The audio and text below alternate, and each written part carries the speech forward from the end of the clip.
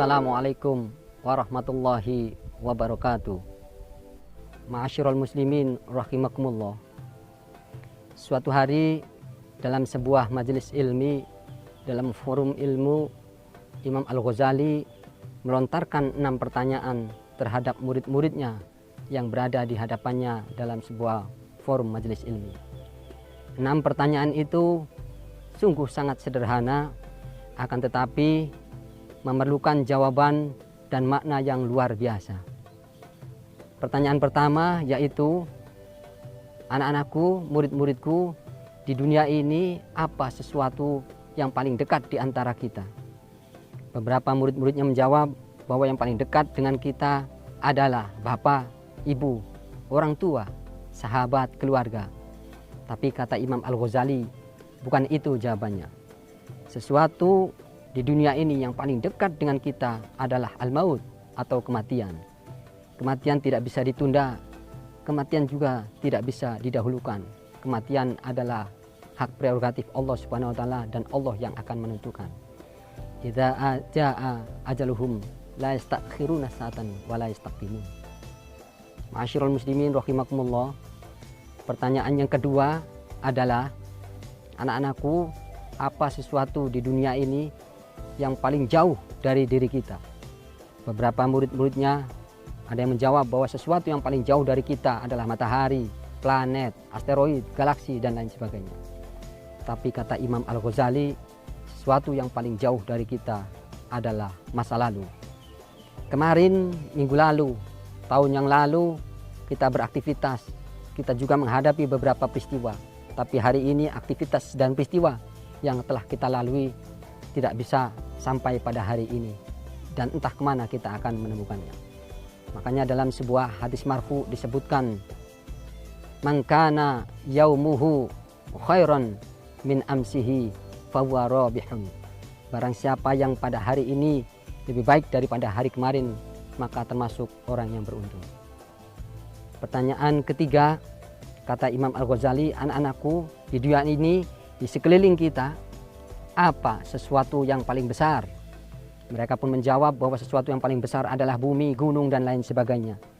Tapi kata Imam Al-Ghazali, yang paling besar di antara kita, yang berada di sekeliling kita, bahkan berada pada diri kita, pada hati kita masing-masing, adalah nafsu. Nafsu apabila tidak terkendali, maka nafsu akan mengendalikan kita, akan mengarah ke sebuah kejahatan, keburukan, bahkan kekejian. Innan nafsa la'ammaratun bisu. Ma'asyiral muslimin rahimakumullah. Pertanyaan yang keempat adalah, apa sesuatu yang paling ringan di antara kita, bahkan diperbuat oleh kita sendiri? Kata Imam Al-Ghazali, sesuatu yang paling ringan adalah meninggalkan sholat. Betapa kita mudahnya meninggalkan sholat, betapa kita gampangnya meninggalkan sholat. Padahal Allah Subhanahu wa taala telah memaktubkan semuanya dalam Al-Quran. Fawailul lil musallin alladzina hum an sholatihim sahun. Bahwa Allah itu akan mengancam bagi orang yang melalaikan sholat, bagi orang yang menunda-nunda sholat, apalagi orang yang meninggalkan sholat. Ma'asyiral muslimin rahimakumullah.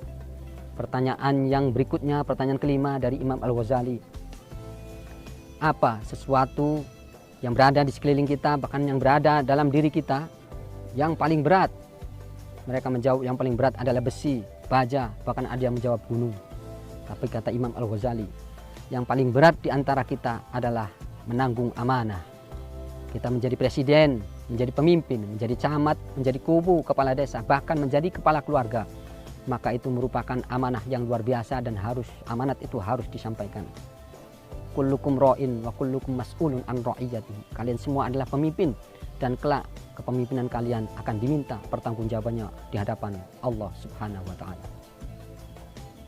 Ma'asyiral muslimin rahimakumullah. Yang terakhir kata Imam Al-Ghazali, pertanyaan yang cukup sederhana tetapi memiliki makna yang luar biasa.